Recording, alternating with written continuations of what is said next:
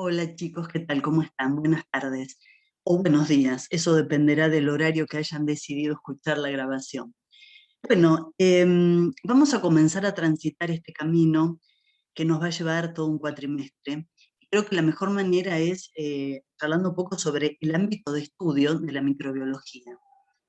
La microbiología es la ciencia que estudia los seres vivos muy pequeños, tan pequeños, tanto que no pueden ser observados por el ojo humano desnudo.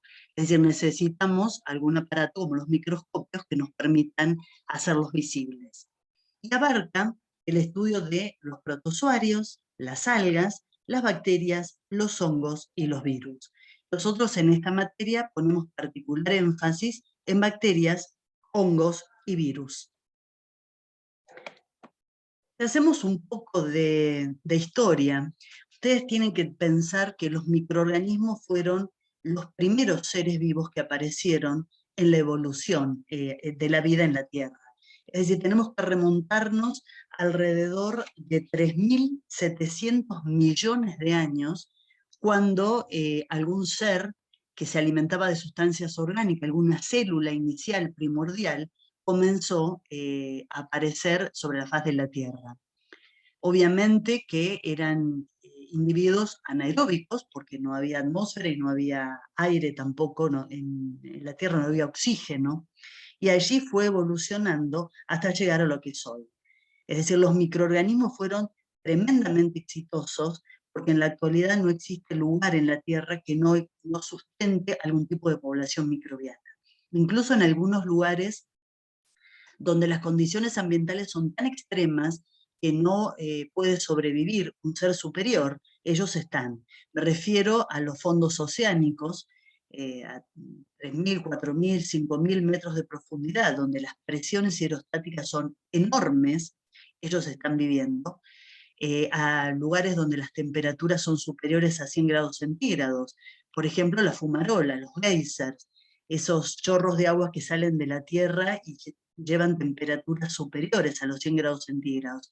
Ahí también hay microorganismos que no solamente que están, sino que viven y desarrollan una función determinada. En las nieves polares o árticas o antárticas están también los microorganismos. Es decir, han demostrado ser enormemente exitosos para adaptarse a las condiciones de vida más extremas. Yo creo que si les pregunto en este momento a la mayor parte de ustedes qué opina sobre los microorganismos, me van a decir que tienen una idea similar a la que estamos viendo. Es decir, que son malos, básicamente malos, y que están acá para perjudicarnos en nuestra salud, en nuestras cosechas, en nuestros animales, produciendo enfermedades. Y yo les tengo que decir que, bueno, en cierto modo esto es verdad, pero que es una parte de la historia nada más. Y un poco les pido que me permitan en esta primera clase contarles la historia completa. No puedo negar que existen microorganismos patógenos, que existen microorganismos que han producido muchísimo sufrimiento y muerte a lo largo de la historia del hombre. Pero también quiero que les quede muy claro que el mundo es tal y cual lo conocemos gracias al accionar permanente, muchas veces inadvertido, de los microorganismos y anónimo. La mayor parte de los microorganismos con los que convivimos son sumamente importantes para que el mundo sea como lo conocemos. Un poco me gustaría que los reivindiquemos y que conozcamos la historia completa. Empecemos con los malos.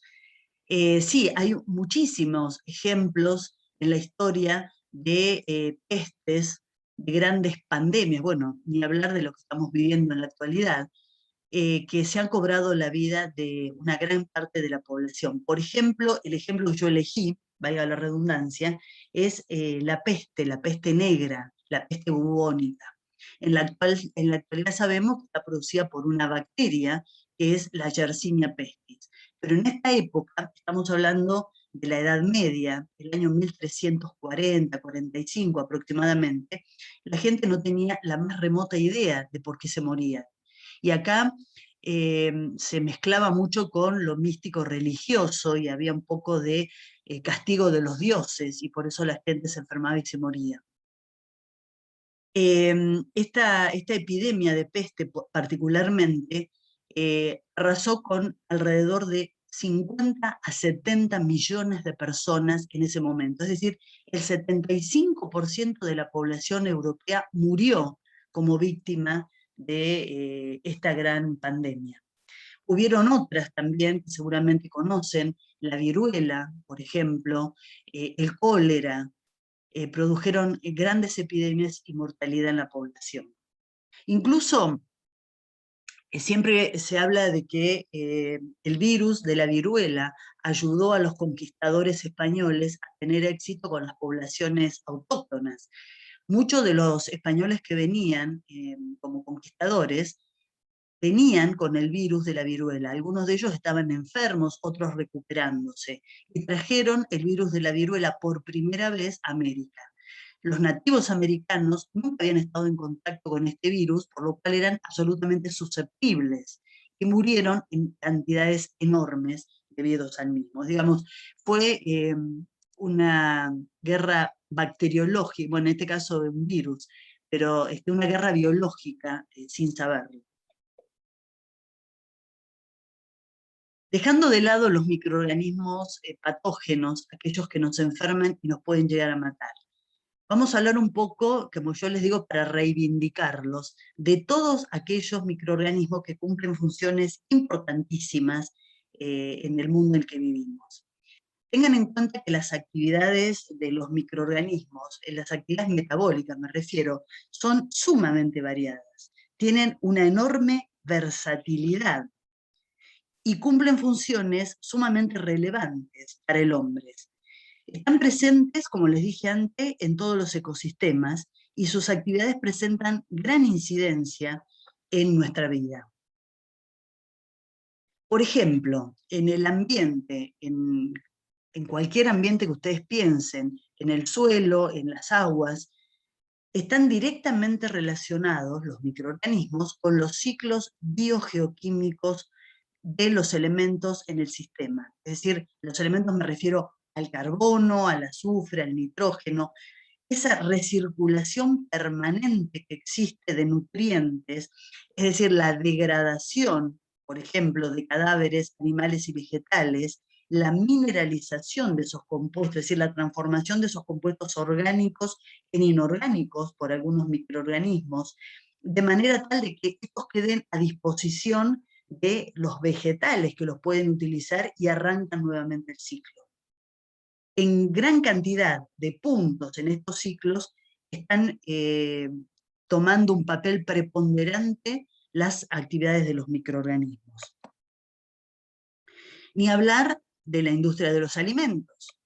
Ustedes saben que muchos de los productos que ustedes disfrutan en la mesa son productos de actividad microbiana. El vino, la cerveza, el pan, las verduras fermentadas, todos los productos lácteos fermentados, los yogures, las leches cultivadas, todos los probióticos son microorganismos. Por otro lado, la industria, digamos, de eso se encarga la microbiología de los alimentos. Pero también hay una microbiología industrial que tiene que ver con la producción de alcohol por parte de los microorganismos, de ácidos orgánicos, como por ejemplo el vinagre. Hay bacterias que se encargan de la producción del vinagre. Ni hablar de los antibióticos en la industria farmacéutica.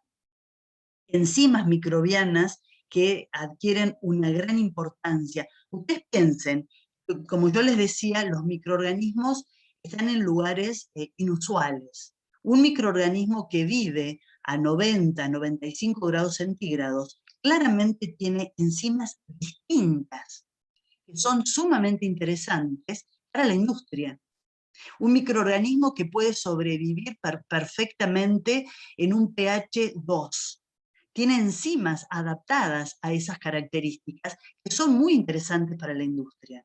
Entonces, son muy estudiados por los que se dedican a la microbiología industrial. La ingeniería genética, el comienzo, los albores de la ingeniería genética se basó en los estudios realizados en procariotas, sobre todo en bacterias, obviamente porque tienen un genoma mucho más pequeño, más fácil de estudiar. Y a partir de allí aparece toda una nueva generación en la industria farmacéutica de medicamentos donde se utilizan estas técnicas. Si ustedes hacen una recopilación de las vacunas de las cuales se está hablando hoy en día, muchas de ellas tienen técnicas de biología molecular implicadas. La agricultura. También hay una rama de la microbiología que se dedica al estudio de estos microorganismos de interés agrícola. Ustedes conocen un proceso que se llama compost. Hay mucha gente, cada vez más, que lo lleva adelante en su propia casa con los residuos que generan en la cocina, por ejemplo. Residuos biodegradables me refiero, ¿no? Es la transformación de todo eso que es, en definitiva, basura de nuestros hogares o de una población, para transformarla en un biofertilizante. Es decir, para volver a ser agregado a los suelos con un gran valor en nutrientes. Y de esa manera se puede evitar comprar nutrientes químicos, que son siempre más contaminantes. Los bioinoculantes, es decir, agregar al suelo bacterias que enriquezcan el suelo, por ejemplo, en nitrógeno. Y nuevamente, de esa manera, se evita el agregado de fuentes de nitrógeno de origen químico. Y el biocontrol de plagas. Se utilizan ciertas bacterias que atacan a los insectos o a algunos gusanos que por su parte enferman a las plantas, de manera tal de hacerlos morir sin afectar a la planta y al ambiente, porque son bacterias muy específicas que no afectan al hombre ni tampoco a los vegetales, solamente a esos insectos o a esos gusanos que producen enfermedades en las plantas. Estos son los fertilizantes biológicos, o sea, los inoculantes, que se les suele agregar al suelo. Hay en particular una bacteria, pertenece al género Rhizobium, que son muy importantes en este sentido. ¿Y qué es lo que hacen estas bacterias? Solamente por curiosidad, para contarles. En la parte derecha, ustedes ven una micrografía electrónica de una raíz de una planta leguminosa. Y esto que ven, estos bacilos, son bacterias con forma de bacilo, que se unen simbióticamente a la raíz y fijan nitrógeno, de manera tal de que la planta tenga un suministro permanente de fuentes nitrogenadas, es decir, de moléculas de nitrógeno que puedan ser utilizadas por la planta. ¿Cómo hacen eso las bacterias? Utilizan metabólicamente una transformación, toman el nitrógeno atmosférico, el gaseoso, que la planta no lo puede usar, y lo transforma en un compuesto químico que pueda ser absorbido por la planta. De esa manera la planta tiene un suministro permanente, y la bacteria, por supuesto, también saca su beneficio. Es una relación simbiótica donde las dos se benefician. Esta es otra manera de utilizar la microbiología para el mejoramiento de las producciones agrícolas. Otra cosa novedosa que posiblemente no hayan escuchado antes es que se están estudiando las bacterias como productoras de electricidad. Ustedes conocen el metabolismo y por lo tanto saben que hay muchos procesos en las bacterias en la membrana citoplasmática, donde está la cadena transportadora de electrones. En este caso, estas bacterias que oxidan la materia orgánica, es decir, son bacterias aerobias que tienen una cadena transportadora de electrones en sus membranas, transfieren los electrones, en vez de a la cadena transportadora, a un ánodo. Y esto está conectado a un cátodo a través de un material conductor y se logra energía eléctrica. Esto es un proceso que todavía está en pañales, pero es una potencialidad que también tienen los microorganismos. También habrán oído hablar de los biocombustibles. Por ejemplo, la transformación de la basura domiciliaria a través de una transformación bacteriana anaeróbica y la producción de gas metano que puede ser utilizado como biocombustible. Y esto creo que es uno de los hallazgos más importantes que se han hecho últimamente. Se han descubierto bacterias que, entre comillas, comen plásticos. Todos ustedes deben haber escuchado o deben haber visto en las playas cosas como esta. Es decir, la humanidad utiliza alrededor de 300 millones de toneladas anuales de plásticos, y muchos de ellos son PET. ¿Se acuerdan las botellas PET, las que ustedes utilizan para transportar el agua, la de las gaseosas? PET significa tereftalato de polietileno. Gran parte de los plásticos que nosotros utilizamos están dentro de este grupo, que son los PET. Estos lamentablemente se están reciclando en una cantidad muy pequeña, por lo tanto, el resto de ellos terminan lamentablemente en el ambiente, produciendo serios daños, no solamente estéticos, porque a nadie le gusta ver una playa en estas condiciones, o esto, pero sino también a la biota marina. Estos plásticos terminan siendo rotos en pequeñas porciones, transformándose en microplásticos, que es un problema muy serio al cual se está prestando atención en la actualidad. Esos microplásticos son ingeridos por los animalitos acuáticos, produciendo la mortalidad de los mismos. Incluso en algunos casos no solamente que lo ingieren, sino que en el caso de los peces pueden obstruir las branquias y por lo tanto no pueden hacer el intercambio gaseoso y también se mueren. Es decir, es un problema muy serio. Y este grupo de investigación, constituido por japoneses, en el año 2016 da a conocer un paper, que es el que les pongo por si les interesa leerlo, que fue publicado en una revista científica de primerísimo nivel como es Science, donde ellos comentan haber encontrado una bacteria que degrada los plásticos, es decir, tiene la capacidad de utilizar el plástico como fuente de carbono, por lo tanto lo degrada. Esta bacteria se le ha puesto un nombre que es Ideonella sakaiensis, y fue encontrada en una planta que recicla botellas PET, obviamente, en el mejor lugar para buscar bacterias que degraden. Bueno, y se la está viendo con muy buenos ojos porque puede llegar a ser una ayuda importante para sacarnos de encima esta cantidad enorme de contaminantes que nosotros mismos generamos. Y acá quisiera hacer un punto, quisiera que pensáramos en este hecho. Este tipo de plásticos, bueno, todos los plásticos, no son naturales, fueron creados por el hombre. El uso de plásticos PET data de alrededor de 70 años. O sea, hace más de 70 años no existían en la naturaleza los PET. Y fíjense ustedes, en esos 70 años, la naturaleza ha logrado un microorganismo, una ruta metabólica en definitiva, capaz de degradarlos. Eso es la evolución en funcionamiento, chicos. Eso es lo que muestra la velocidad con que la naturaleza, que sin duda es el mejor laboratorio que existe, superior a cualquiera de los que nosotros tenemos, ha encontrado una ruta metabólica y la ha seleccionado que puede degradar el PET. Por ahí ustedes piensan, y 70 años es un montón, claro, para nuestra vida, por ahí 70 años es toda la vida de un individuo, o casi toda seguramente, con la expectativa actual que tenemos. Pero para la historia planetaria es nada.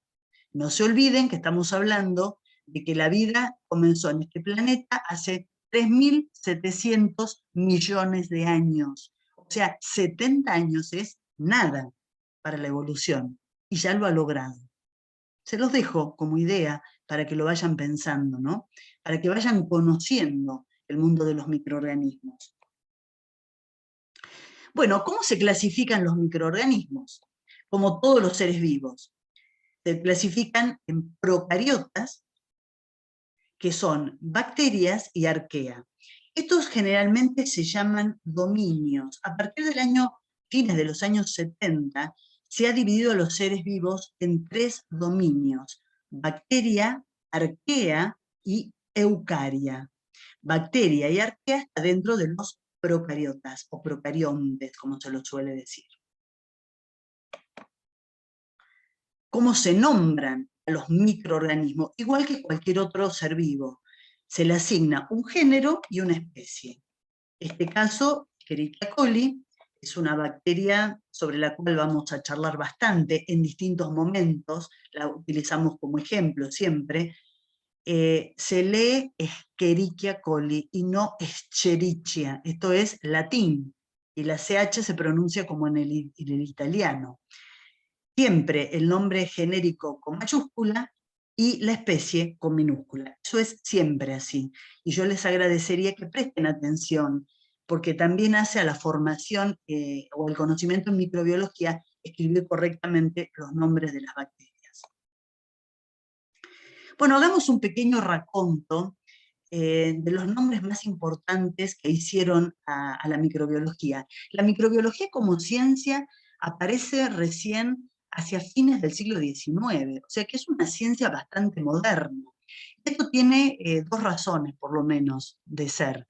Una de ellas, que como dijimos antes, los microorganismos no se veían. Es decir, ustedes piensen que el hombre comparte el mundo con los microorganismos desde siempre.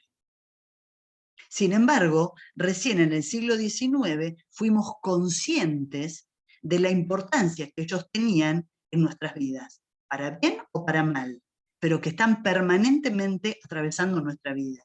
Un poco también espero que ustedes lo piensen de esa forma. Una de las razones por las cuales la microbiología aparece tarde, digamos así, en la historia de la ciencia, es porque fue de la mano con el desarrollo de los sistemas ópticos. Es decir, se necesitaron microscopios para poder observarlos. Y aquí aparece un individuo que debería ser tenido en cuenta, que fue Robert Hooke, que fue uno de los primeros en desarrollar la microscopía. Él era físico y sus estudios iban por otro lado, pero este instrumento que él diseñó nos ayudó a poder descubrir el mundo de los microorganismos. Otro individuo que no era científico y también merece ser mencionado era el señor Anton van Leeuwenhoek, que era un comerciante holandés que por el 1600 estaba sumamente interesado por el mundo que lo rodeaba, tenía una gran curiosidad y una gran habilidad para tallar lentes de vidrio. Y él fabricó sus primeros microscopios, los utilizaba él. Y en ese momento eran utilizados en las reuniones sociales porque era un atractivo.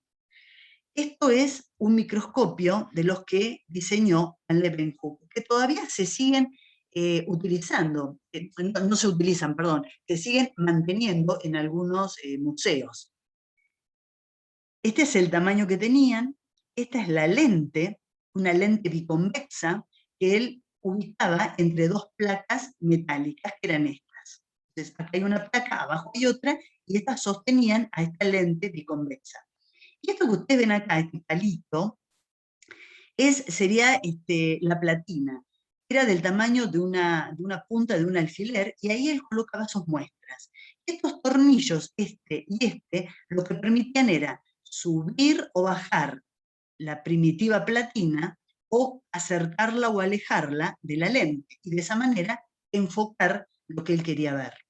Acá nuevamente se ve el microscopio. Esta es la punta donde él ubicaba la muestra, esta es la lente. ¿Qué vio? Fíjense que vio de todo, él lo dibujaba, y se ve como, la verdad, como nosotros vemos en la actualidad. Es decir, tenía una gran habilidad para tener lentes de muy buena calidad. Él fue el descubridor del mundo de los microorganismos. Él por primera vez vio a los microorganismos, a los cuales él llamó animáculos, sin saber de qué se trataba. Y lamentablemente, el concierto científico del momento tampoco le dio la importancia que realmente tenían.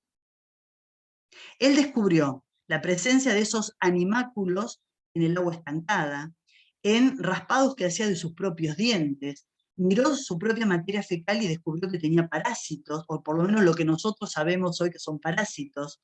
Él descubrió los glóbulos rojos en la sangre, el semen, perdón, los espermatozoides en el semen.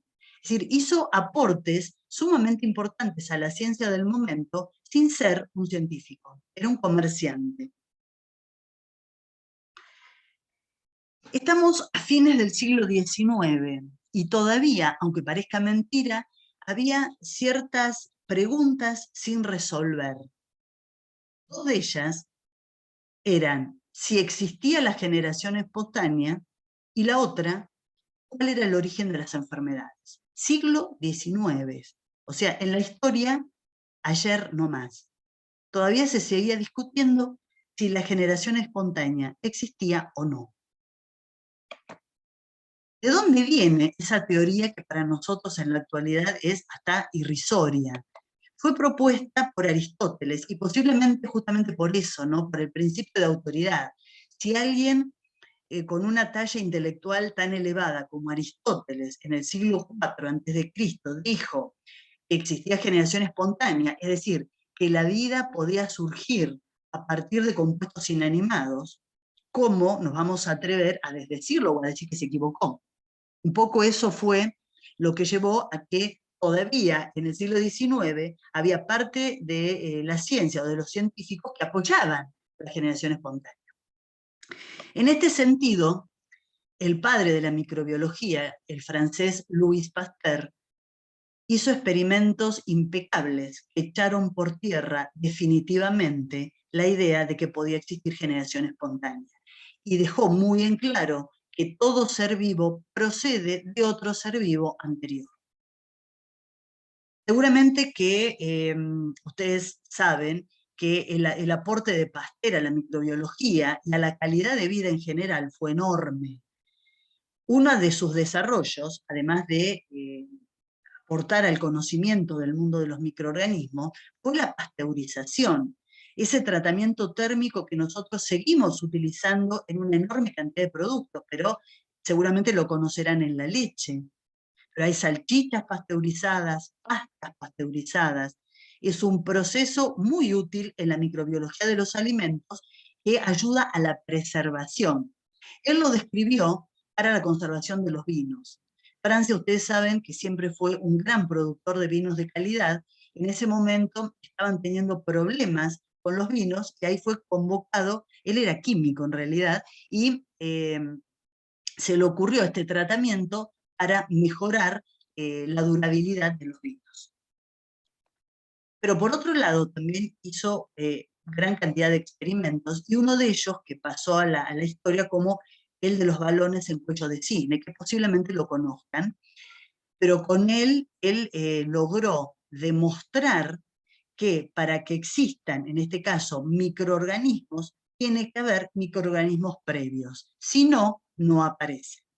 ¿Qué fue lo que hizo? Él tomó balones de vidrio y les puso, los llenó con un medio, lo que llamaríamos hoy un medio de cultivo líquido. Él lo que hacía en ese momento era una especie de caldo con carne. Lo ubicó en ese balón y luego el pico del balón lo dobló ayudándose con fuego en lo que se llamó, perdón, cuello de cisne. ¿Qué era lo que él trataba de lograr con esto? Que los microorganismos que él sabía se encontraban en el aire no penetraran y llegaran hasta el líquido. Lo que sí lograba o permitía era que estuvieran en contacto con el aire, porque muchos de los que apoyaban la generación espontánea decían que el oxígeno era fundamental. Entonces él dice, bueno, te voy a hacer un experimento donde el oxígeno esté presente. Entonces, los microorganismos no ingresaban justamente por la forma que tienen estos balones, y aquí adentro estaba el medio de cultivo o el caldo que él había preparado. Este caldo, una vez que estaba acá adentro, él lo calentaba. La idea era matar a los microorganismos que pudieran estar presentes. ¿De dónde venían? Bueno, de todo el proceso de preparación de ese medio líquido. Entonces, con este calentamiento, él esperaba matar a los microorganismos. ¿Qué ocurría? De esta manera, él mantenía ese líquido durante mucho tiempo sin que se pudriera, con lo cual demostraba que no había desarrollo bacteriano. ¿Por qué? Porque los microorganismos no lograban entrar, quedaban retenidos en la primera parte de este cuello de cisne. Y esto se mantenía sin contaminación durante muchos años.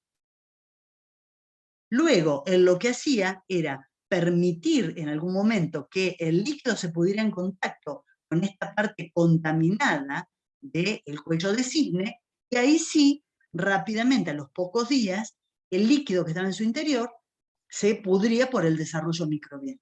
Entonces él, con este experimento cuidadosamente diseñado, logró echar por tierra la teoría de la generación espontánea. El otro tema que también estaba entre manos era por qué la gente se enfermaba. Estamos hablando de finales del siglo XIX y todavía era un enigma. La gente se enfermaba y se moría y no se sabía qué era lo que ocurría. En este sentido, le tenemos que agradecer los estudios realizados a Robert Koch. Este señor era alemán, era un médico rural, que vivía en Alemania y que todos los experimentos que yo les voy a contar a ustedes los realizaba en un precario laboratorio que tenía en un granero que estaba en la casa. Entonces yo creo que eso da la verdadera estatura intelectual que tenía este médico. ¿Qué fue el tipo de estudios que él hacía? ¿Y a qué conclusiones llegó? A él le debemos el descubrimiento del agente etiológico de la tuberculosis. Él descubrió el Mycobacterium tuberculosis. La tuberculosis durante mucho tiempo, y lamentablemente en la actualidad se considera una enfermedad reemergente, fue un problema muy serio para la salud pública. Una enorme cantidad de personas morían en ese momento debido a la tuberculosis, y no se sabía exactamente cuál era el origen de la enfermedad. Él descubrió lo que durante mucho tiempo se llamó bacilo de Koch, que es el Mycobacterium tuberculosis. Él descubrió el Bacillus anthracis, el productor del anthrax. Es una enfermedad de los animales, que él la veía en muchas oportunidades, porque él trabajaba en el campo justamente. Y es una enfermedad que puede ser transmitida al hombre. Es una enfermedad zoonótica. Es decir, que se puede pasar al hombre, produciendo muchas veces la muerte, una enfermedad muy severa. Él descubrió el vibrio cólera, el agente etiológico del cólera. ¿Y cómo logró estos descubrimientos? Él hizo experiencias que le permitieron llegar a los que hoy en día todavía se sigue aplicando, que son los postulados de Koch. Él dijo, para que un microorganismo se pueda, digamos, hacer cargo de que sea el productor de una enfermedad, siempre debe estar presente en todos los casos de esa enfermedad. Debe ser aislado de ese hospedador y cultivado en estado puro, es decir, cultivado en un medio de cultivo de laboratorio. Es decir, se aísla del portador, el que está enfermo, y se lleva al laboratorio y se hace crecer en los medios sintéticos. La enfermedad debe reproducirse cuando parte de ese cultivo puro es inyectado en un animal susceptible, que estaba sano hasta ese momento. Y por último, el microorganismo debe ser nuevamente recuperado a partir de ese hospedador. Ahora lo vamos a ver en detalle, poniendo énfasis en los estudios que él hacía. Él decía lo siguiente, y a partir de estos experimentos surgen los postulados. Si hay un animal enfermo y se quiere saber cuál es el microorganismo, en particular él trabajaba con bacterias, estamos en una época donde no se sabía de la existencia de los virus todavía. Entonces, estamos hablando de bacterias. Hay un animal enfermo, se quiere saber cuál es la bacteria que le produce la enfermedad. Entonces, él le tomaba una muestra, en este caso una muestra de sangre, y la miraba al microscopio. Entonces veía las células sanguíneas, pero además aparecían unas bacterias. Y él hacía lo mismo con otro animalito de la misma especie, sano, veía que lo único que se detectaba en el microscopio eran las células sanguíneas, nada más. No aparecían estas bacterias. Entonces, esas bacterias que él veía eran sospechosas de que podían ser las causantes de la enfermedad. ¿Cómo seguía? A partir de la muestra de sangre que le había tomado el animalito, la sembraba en un medio de cultivo. Él tuvo mucho que ver también en el desarrollo de los medios de cultivo de laboratorio. La sembraba en el medio de cultivo. Y al tiempo aparecían colonias, lo que nosotros llamamos colonias, desarrollando en esta caja de Petri. En el caso de que hiciera lo mismo con la sangre de un animalito que aparecía sano, no desarrollaba absolutamente nada, porque la sangre es estéril de un animal sano. A partir de estas colonias aisladas, él tomaba un inóculo y lo volvía a inocular en otro animalito que hasta ese momento estaba sano, y ese animal reproducía la enfermedad. Y cuando le tomaba una muestra de sangre y la miraba al microscopio, veía nuevamente los glóbulos rojos, las células sanguíneas y las mismas bacterias que habían aparecido en este primero. Esto lo hacía crecer en un cultivo microbiano y las estudiaba y eran exactamente igual que esta. Entonces, este experimento le permitía determinar que esa bacteria que él veía en el animal enfermo era la causante de la enfermedad. Esto se podía reproducir indefinidamente en nuevos animales. Incluso los fitopatólogos, es decir, los que trabajan en enfermedades bacterianas de las plantas, también reproducen estos mismos experimentos. La mayoría de las bacterias que causan enfermedades en humanos cumplen con los postulados de Koch, excepto el Mycobacterium leprae. Esta bacteria, pariente del Mycobacterium tuberculosis, no puede desarrollar en medios de cultivo de laboratorio. Es decir, se necesitan animales vivos para que esta bacteria pueda crecer. En el laboratorio, en medios sintéticos, nunca ha podido ser desarrollada. Esta bacteria no cumple con los postulados de Koch. ¿Cuál es la importancia? Bueno, en principio, porque se pudo empezar a determinar claramente el origen de las enfermedades. Esta bacteria es causante de esta enfermedad. Por primera vez se pudo hacer eso. Obviamente que, como les decía, hay una gran cantidad de enfermedades, incluso muy importantes por la prevalencia que tenían en esa época, como la viruela, que no cumplía porque de hecho es un virus, que no se sabía de los virus todavía. Pero marca un punto de inflexión en la historia de la microbiología, porque por primera vez se introduce un método experimental, con el cual él pudo establecer los postulados de Koch. Bueno, y me despido por hoy de nuestra primera clase con una frase de Louis Pasteur. Él dijo que en la naturaleza el papel de lo infinitamente pequeño, es decir, los microorganismos, es infinitamente grande. Y un poco esa es la idea de esta materia. Esperamos que a lo largo de todo este cuatrimestre ustedes vean que esto es realmente así. No solamente porque nos pueden causar enfermedad y nos pueden matar, sino por todo el resto de actividades que, como dije en un principio, llevan adelante los microorganismos. Esperamos también que ustedes, a partir de haber cursado esta materia, ya sea que se dediquen el día de mañana a la microbiología o no, sean conscientes de que los microorganismos van a estar atravesando nuestra vida siempre, para bien y para mal también. Bueno, nos seguimos viendo la próxima clase.